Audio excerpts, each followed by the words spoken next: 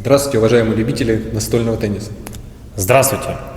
Ну, Сергей, у каждого пути есть свой конец. Здравствуйте, уважаемые любители настольного тенниса. Здравствуйте. Все имеет начало. И кому-то из вас понравился настольный теннис. Может быть, вам 8, 10, 12 лет, а может быть и 73, Сергей. И возникает вопрос о вооружении, о ракетке. Где же взять ракетку? Вот начинаем, только научился бить об стеночку, можно сказать. И идете в ближайший какой-нибудь магазинчик, да, там спортовары или еще что-нибудь, и покупаете ракетку за 20-30 долларов, и потом выясняется, что она, по сути дела, не тянет лысенькая, как говорится. Некоторые... Да. И мы хотим с нами, с Сергеем, познакомить с ракетками от продукции компании Inhe, которые стоят 15-20 долларов, да, и могут, кстати, вот такие создавать такие вот конструкции, да, экибан. Но, разумеется, мы советуем вам взять одну, а не сразу 3. Вот. Самое интересное, что они делятся по скорости. Это линейка Inhe. B1 самая маленькая. B3. Подожди, ну есть B1, B2, B3, B4, даже есть там B12. Вот. Мы выбрали 15-20 долларов, это B3, B4, B5. Вообще сравним, чем они отличаются. На них, кстати, стоит такие накладки, как Венус и Марс, но периодически фирма Inhe меняет продукцию, поэтому вам может достаться 2 Марса, может быть там новое поколение следующего года и так далее. Но возникает вопрос, Марс сам стоит по себе 15 долларов или Венус? Как здесь могут стоять Венус и Марс? Отличия есть. Если ты покупаешь отдельно Марс и Венус, все-таки там другая губка, и они, скажем так, чуточку пошустрее, побыстрее и поболее у них скорости, Сергей. А здесь губки стоят потоньше, вот, и не такие выстреливающие. Кстати, зачем это сделано, Сергей? Понятно, что любителям начинающим. Начинающим малунам, это мы вам за Китай. Нельзя ставить накладки, которые сразу с высоким катапультирующим эффектом, очень быстрые основания. Это почему? Это потому, что не сможет обучиться технике человек. Он просто увидит, что он так попадает на стол довольно быстро, и все. А такой ракеткой он так не попадет, ему придется делать техническое движение, чтобы попасть на стол. И так оно отработается. Поэтому быстрыми ракетками научиться играть невозможно. И сейчас мы это все проверим. Естественно, тестировать будет Сергей, игрок Суперлиги. Вот, я же ему подыграю, но подыграю тоже одной из этих ракеток. Какую выберите? Давай я выберу, хорошо, вот эту, 3-ю модель. Вот. Да, имеют липкие свойства. И мы начнем, как всегда, с подрезок. Я буду играть 3-й, а Сергей, ты какой? А Сергей 5-й. Мы сейчас попробуем их открепить друг от друга. Итак, смотрим, подрезки.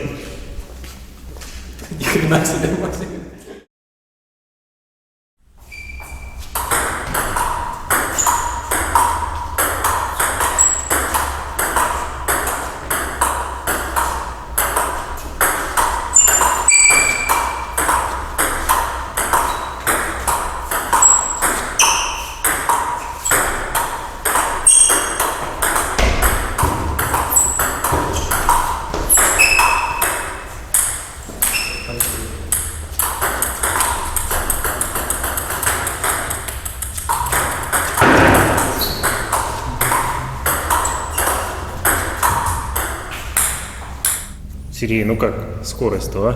Такое все, как рукой берешь, да? Не, особенно, да, мне необычно и приятно играть такими основаниями, такими ракетками, потому что можно просто взять со всей силы, вот так вот пильнуть, и мяч полетит на стол.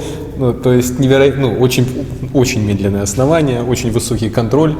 И действительно любителям, начинающим, начинающим игрокам. Начинающим профессионалам, можно так даже сказать. Да.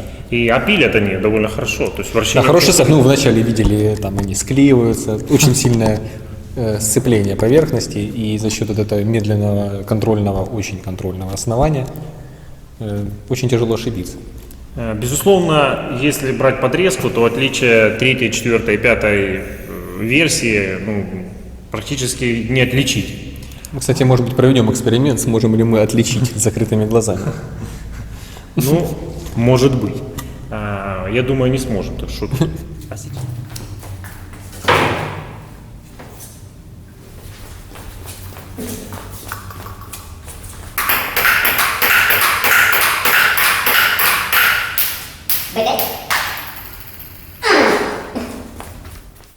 А сейчас мы поиграем накатой. Сергей будет играть 5-й версией, я 4-й. И понакатываем справа-слева. Вообще, как летит скорость накат. Да, плоский удар. Смотрим.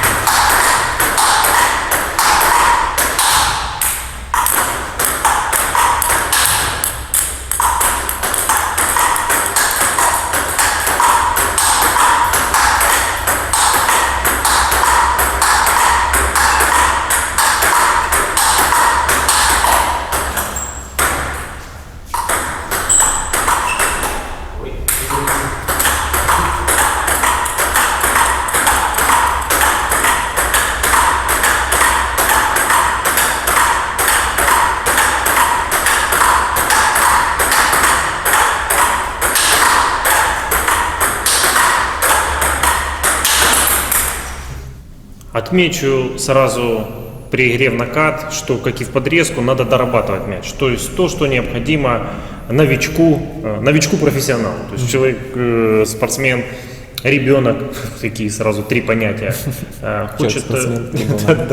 хочет обучиться теннису, и надо доводить руку, обрабатывать кисть. Если этого не делать, мяч просто не долетит, свалится и так далее.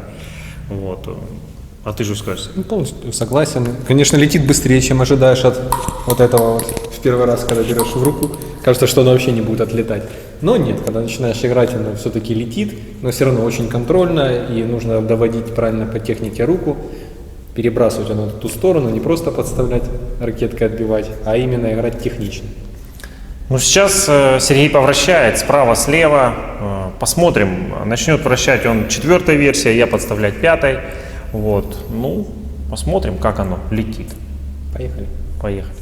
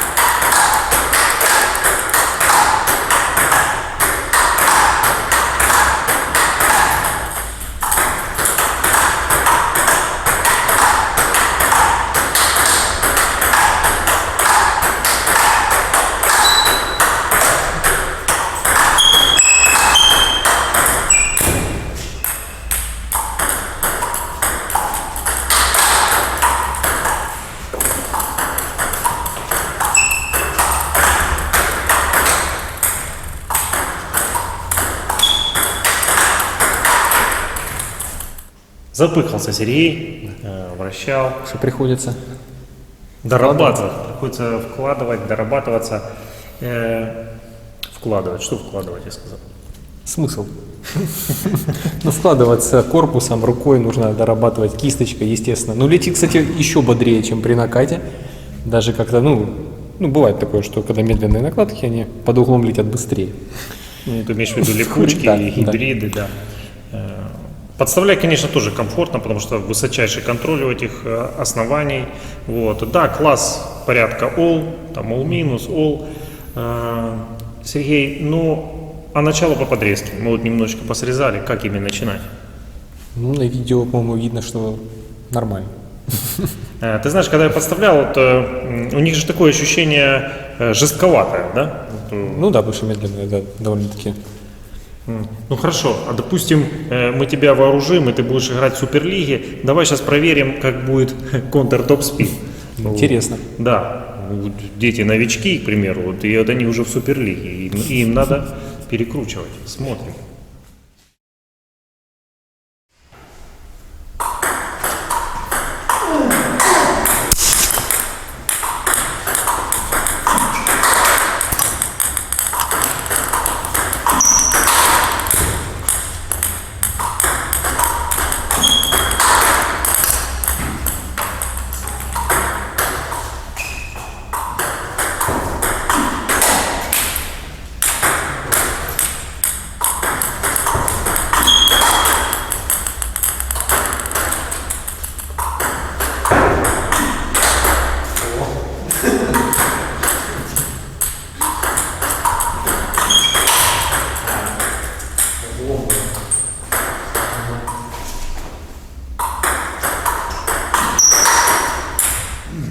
Так, ну, Сергей, ты чем выполнял вообще свои контур топ-спид? Троечкой. Троечкой, да, а я четверочкой. Мы периодически меняем, ну, какой-то глобальной разницы нет, безусловно, отличается по скорости, ну, первое, да, то есть тройка медленнее, чем четверка, четверка, там, чем пятерка, и, но разница, ну, хорошо, в процентах субъективно, там, 15%, не, ну, 10-15, ну, что-то, поэтому какой-то колоссальной разницы между ними нет.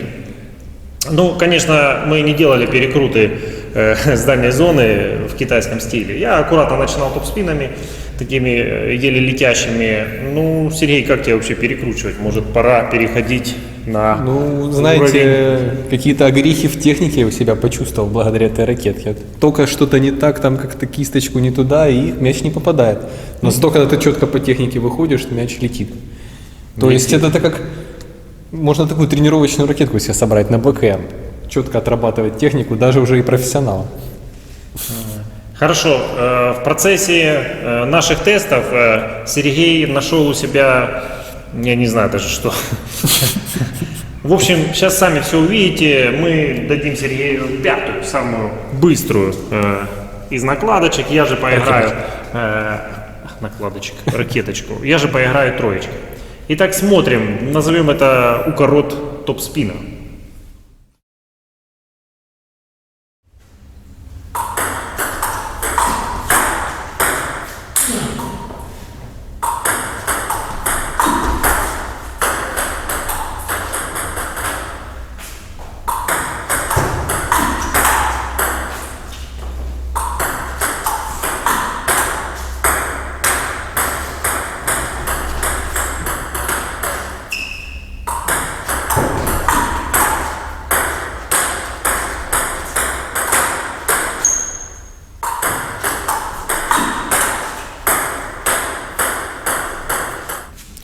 Итак, вы срезаете длинно, соперник начинает топ-спином, и вместо перекрутки такой блочок, блок под сетку, Сергей. Ну, такой интересный элемент. Конечно, на высоком уровне его подадут, просто забьют, но так, смеха ради. Не, ну неожиданно, там порой довольно коротко под сетку падает. Да, ну обычно ракеткой сложно так сделать. А здесь Здесь высочайший это возможно. контроль. Здесь очень, да. Ну что, переходим к выводам. Подведем итоги. Получается, за 15-20 долларов B3, B4, B5 готовые ракетки позволяют делать все. И накат, и подрезку, и перекрут, и... Сергей, что? Да, ну и главное, что это не сравнится никак с ракетками, которые вы купите в обычных магазинах, ну, в спорттоварах, как мы сказали, от производителей, даже таких производителей, как Доник и теннисных производителей. Это будет совершенно другой уровень. Да. Что еще отметить? Отметить можно то, что вся линейка B, она очень большая. И есть, например, там B12, B13, уже ракетки с карбоном, где, как бы, начав играть третьей, четвертой, и через полгода, через год вполне можно приобрести другую, например, B12 версию или там B13, повысить скорость. Что еще можно отметить, Сергей? Ну, можно отметить, что... Универсальный стиль все-таки, да? Не, ну стиль, понятно, универсальный, то есть ракетки для того, чтобы обучаться технике. Ну что обучать? Ну почему? Ну если я играю в универсальном стиле, я куплю эту ракетку и буду просто держать, блоковать и это. Хотя уже играю в теннис там лет 20, примерно. Ну, возможно, и такой вариант. Просто мы подразумеваем, что для новичков, детей, они вообще просто идеальны. Но и для любителей, которые, ну, играют возле стола или в дальней зоне подрезки, почему? Можно подрезать, можно держать. Там можно и вращать, мы видели. Можно и вращать. Так что... Так что на этом все, уважаемые любители настольного тенниса. До новых встреч. С вами были Сергей Барановский И Максим Черепнин. Увидимся.